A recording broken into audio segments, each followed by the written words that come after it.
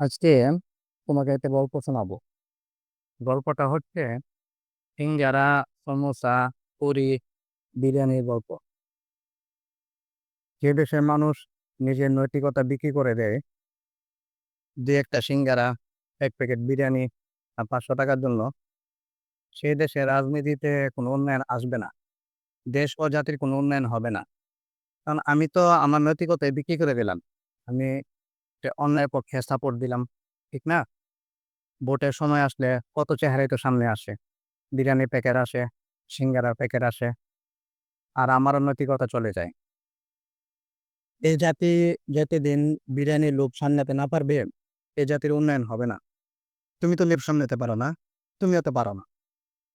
তোমার খাবার সামনে থাকে, তখন তুমি আমার খাবারের দিকে কৌতূহলী দৃষ্টিতে তাকিয়ে থাকো, কি যেন খেয়ে ফেলছি। তো যারা নিজের নৈতিকতা বিক্রি করে, তারাও মনে করে আমার সামনে খাবার আছে, কিন্তু তারা কি যেন খেয়ে ফেলছে, আসলে কিন্তু কিছু না। তোমার যেটা খাবার, এটা তুমিই খাবে, অন্য কেউ খাবে না। বুঝছো?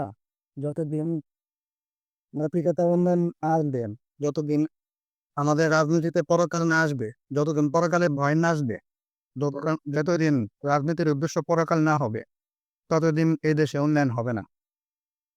বুঝছা? যেমনি তোমার উদ্দেশ্য যতদিন আমাকে ভালোবাসা না হবে, ততদিন তোমার উন্নয়ন হবে না।